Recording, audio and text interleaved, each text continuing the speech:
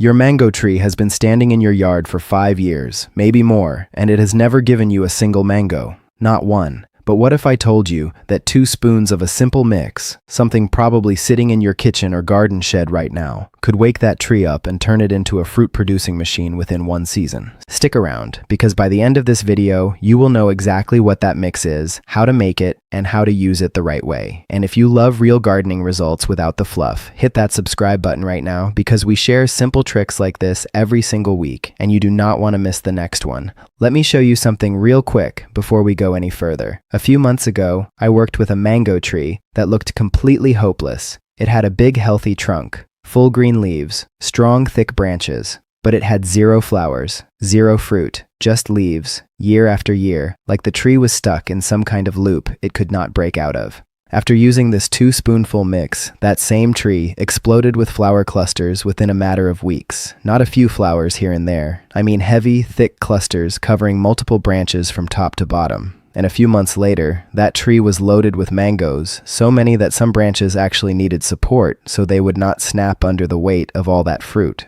This was not luck. This was not a special or rare tree. This was a simple fix that most people never even think to try because they do not understand what is really happening inside the tree. Now let's talk about the problem, because I know a lot of you watching this right now are dealing with the exact same thing. You planted a mango tree with so much hope. You watered it. You gave it space. You gave it years of your attention. You watched it grow tall and healthy and green. And every single year, you wait for flowers. And every single year, nothing happens. Maybe you get a few weak flowers that just fall off before they ever become fruit. Maybe you get nothing at all, not even a single bloom. You start to wonder if something is wrong with your tree. You start to wonder if you did something wrong when you planted it, or if your soil is bad, or if your climate is just not right for mangoes. You look online, you see other people's trees loaded with mangoes hanging from every branch, and you feel like your tree is the only one in the world that refuses to cooperate.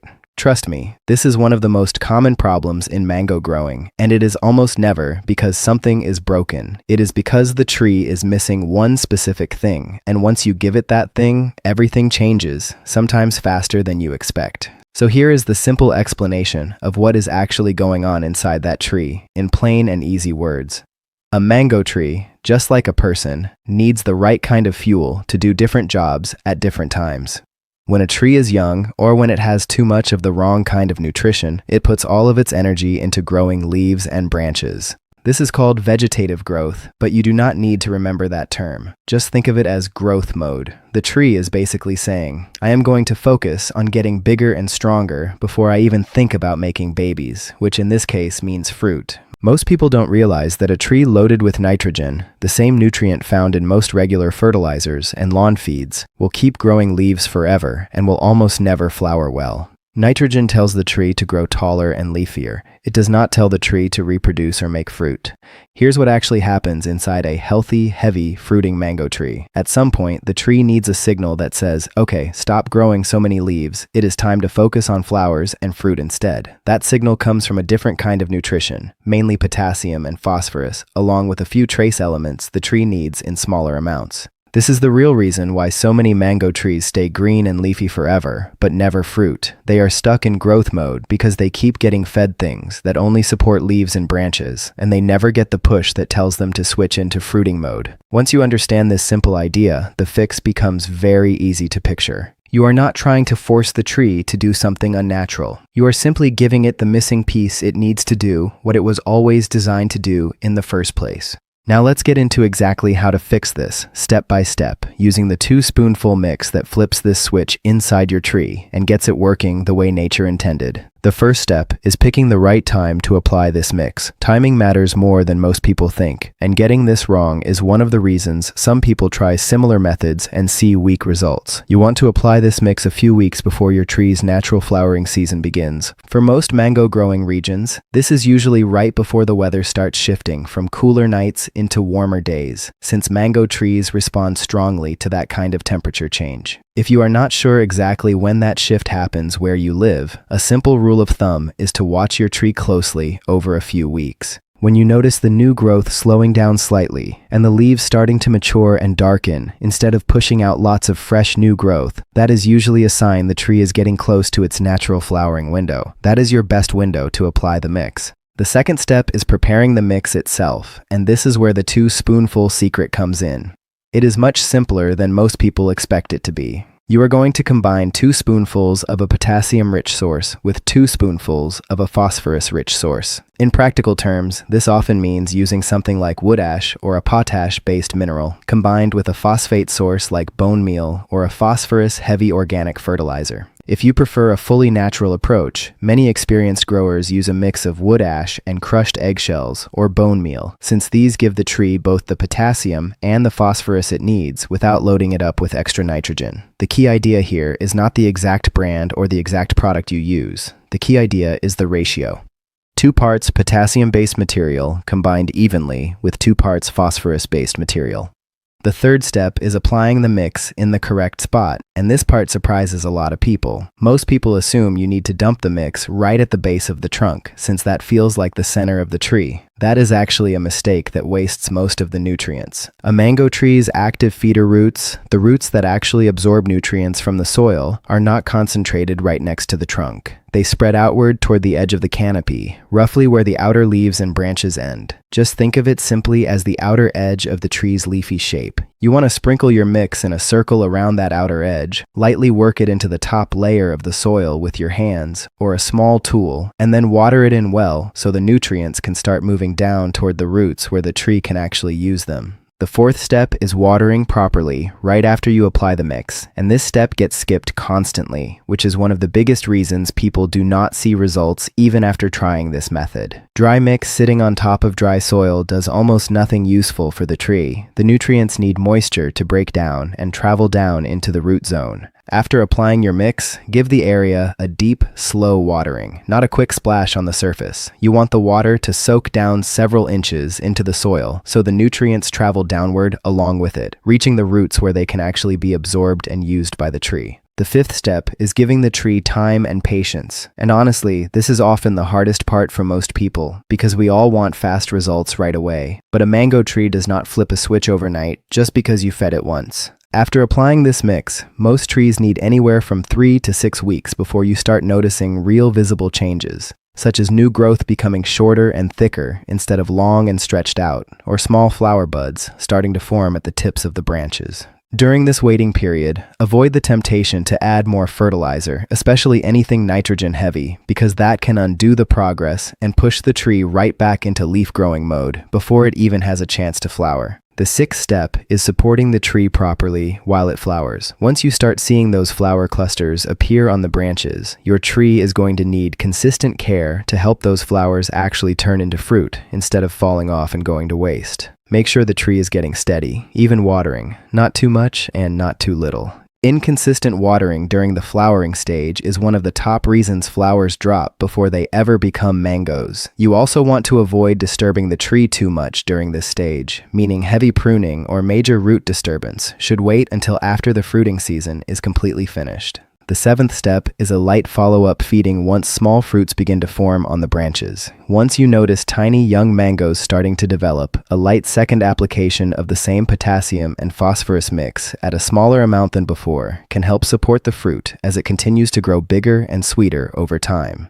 This step is optional, but many experienced growers do this anyway because it helps prevent smaller fruits from dropping early, and it supports better size and better flavor by the time harvest season finally arrives. Now let's talk about the mistakes, because honestly, this is where most people go wrong, even when they are genuinely trying their best and putting in real effort. The first big mistake is using regular all-purpose fertilizer on a tree that is not flowering yet. Most all-purpose fertilizers are loaded with nitrogen because nitrogen makes plants look lush and green very fast, which feels like real progress when you see it happening. But as we talked about earlier, that nitrogen keeps pushing the tree into leaf growth mode, and it actually delays flowering even further than before. If your tree already struggles to flower, using regular fertilizer can make the entire problem even worse, not better. The second mistake is applying nutrients right at the trunk instead of the outer canopy area where the active roots actually are. Like we mentioned earlier, the roots that matter most for feeding are spread outward, not concentrated right at the base of the tree. Dumping everything at the trunk means most of the nutrients never even reach the roots that actually need them, and a lot of the mix simply goes to waste. The third mistake is giving up too early on the process. Because this method takes several weeks to show visible results, a lot of people assume it is not working after just a week or two, and they either stop completely or switch to a different method halfway through. Trees work on their own natural timeline, and mango trees especially need patience from the grower. Switching methods every few weeks confuses the process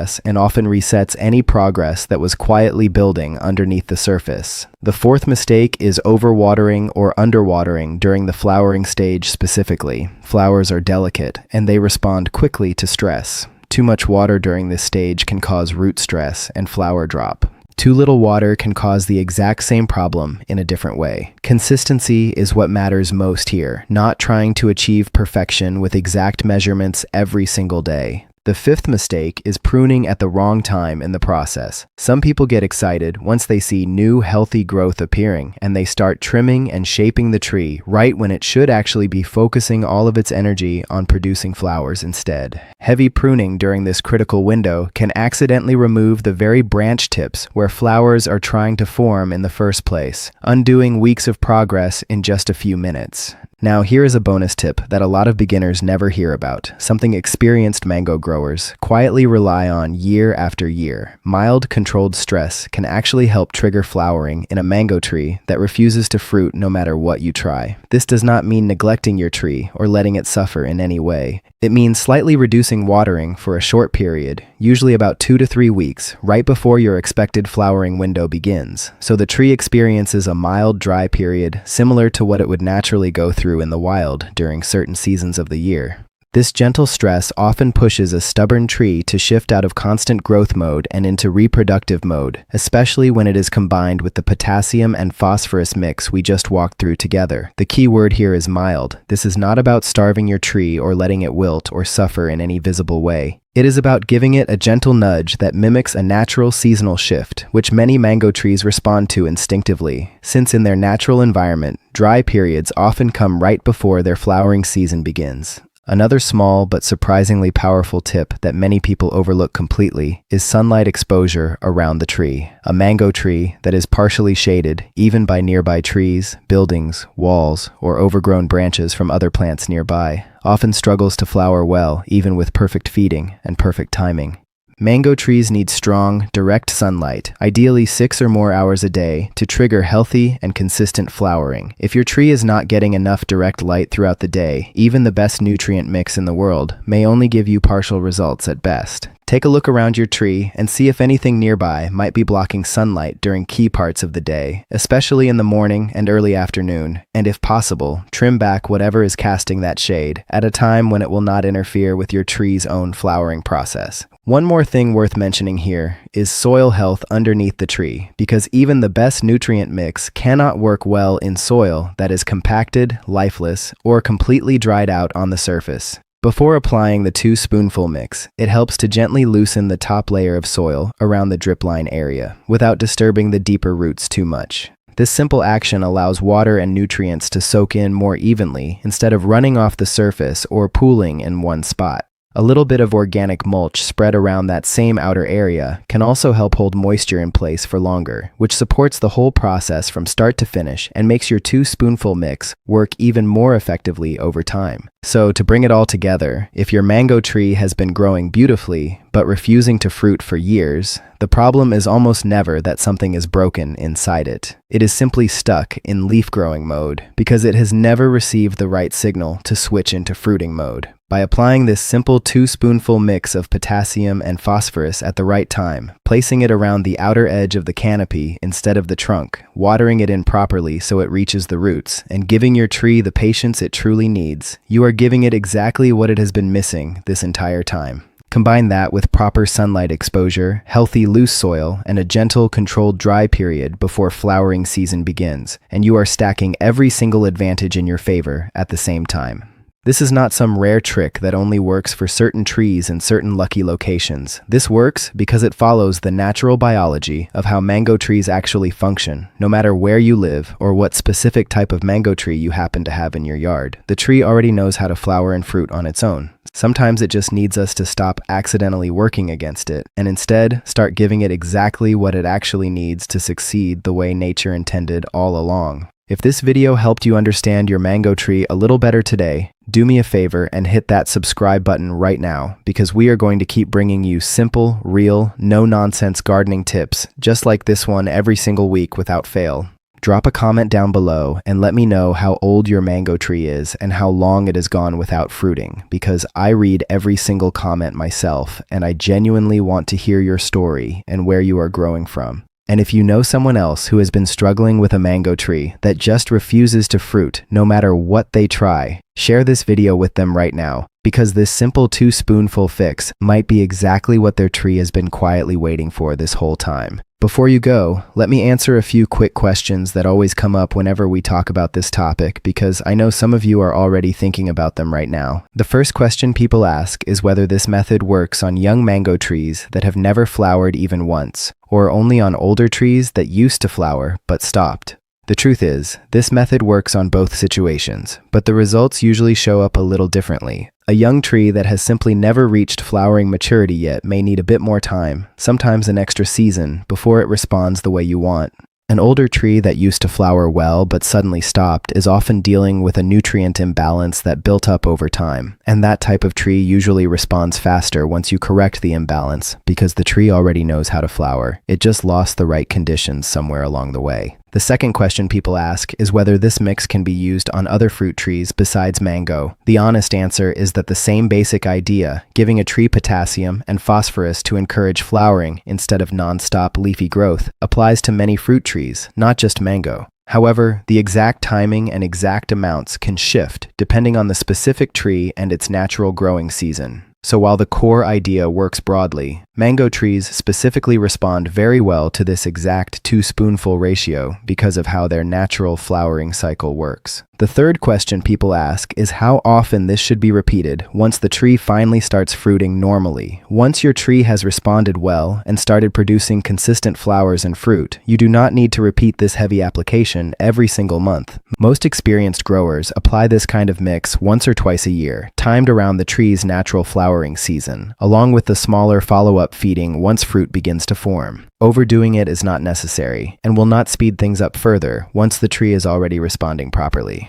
The fourth question people often ask is what to do if weeks have passed and there is still absolutely no change in the tree at all. If that happens, the most common reason is usually related to sunlight, soil drainage, or a tree that is still simply too young and has not reached full flowering maturity yet, rather than the mix itself failing to work. Going back and checking sunlight exposure and soil condition around the tree is usually the fastest way to figure out what might be holding things back, before assuming the method itself does not work for your specific situation. Understanding your mango tree does not have to feel complicated or confusing once you know what is actually happening underneath the surface. Most of the time, a tree that refuses to fruit is not fighting against you on purpose. It is simply waiting for the right signal, and now you know exactly what that signal is, and exactly how to give it in a simple, natural, and repeatable way that works no matter where you live or what kind of mango tree you happen to be growing. Thanks for watching all the way to the end, and I will see you in the very next one.